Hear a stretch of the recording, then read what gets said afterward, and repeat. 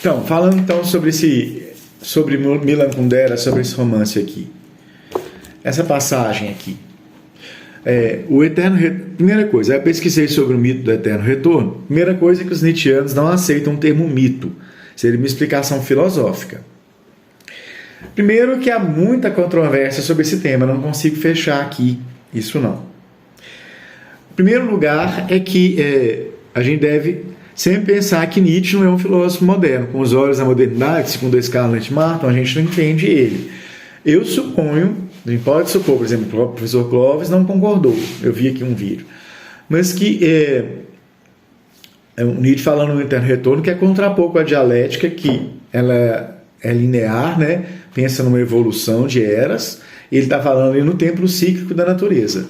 O Nietzsche quer muito voltar o ser humano ao animal, não é? A natureza e tal. Então, o primeiro ponto é esse, contraposição com a dialética.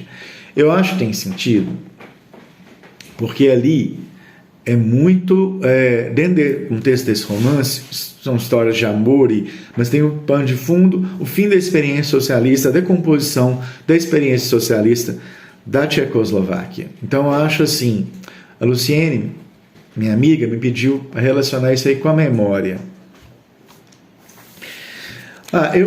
Eu acho que aí tem uma discussão histórica, não é?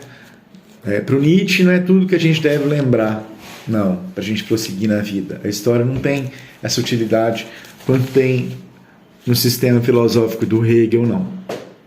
Sabe? Então, quando o Nietzsche vai falar da moral, ele faz com a história das palavras, não faz a história dos códigos morais, ele faz a filologia, a partir disso ele faz história, ele chama de genealogia.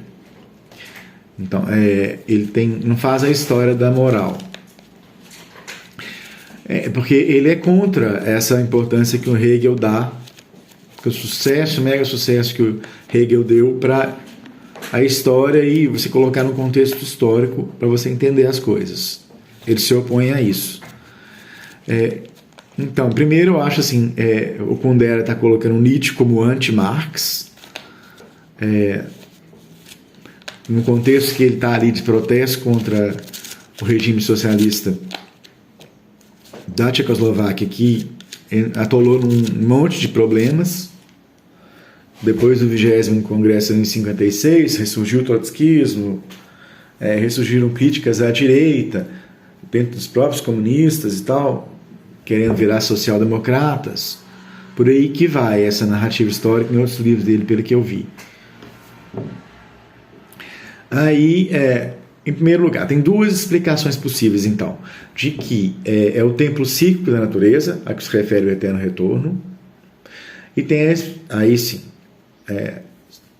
tem essa explicação, tem uma explicação física, que seria a possibilidade desse universo ter um número finito de matéria, e as combinações dessa matéria serem também infinitas, então as coisas podem se repetir. Daí, para a gente supor que essa vida vai se repetir da mesma forma, aí eu acho que é um negócio que extrapola, você tem que viver essa mesma vida. A crítica que o Heidegger faz a essa história do eterno retorno é que aí virou religião, uma explicação religiosa, ele caiu numa explicação religiosa, mística, virou misticismo. O Heidegger aparenta essa explicação aí, quer dizer, então, com a explicação dos espíritas, que nós viemos, nós somos almas que viemos como minerais, depois vegetais, depois animais, depois seres humanos, depois vão evoluir para uma outra coisa. Tem quem fala que tem um outro planeta que chama Antares, para onde nossas almas vão. Então o Heidegger está sacaneando com Nietzsche, misturando com misticismo espírita, isso aí. Mas eu tenho também outra possibilidade de explicar isso, assim, que seria o seguinte: o Nietzsche ele quer que a gente pense um outro sistema de valores, né, uma nova ética. O que ele propõe muito é cortar aí com a tradição racionalista, não é? E ele associa a tradição racionalista que vem lá do Sócrates, chega ao Hegel, e ele associa isso com o socratismo, com o socialismo, com o cristianismo, com a mentalidade racionalista, que ele quer contestar e criticar, iluminista e tal, ele quer criticar, ele acha maravilhoso esse mundo dos pré-socráticos, esse mundo da tragédia grega, aí tem sentido. O mundo lá da tragédia grega, se for pegar as tragédias, elas têm um diálogo com são muito ligadas a esse ciclo que o mundo repete. Porque, por exemplo, a tragédia de Édipo ela é anunciada e, independente dela ser anunciada, não há como fugir a esse destino que se repete.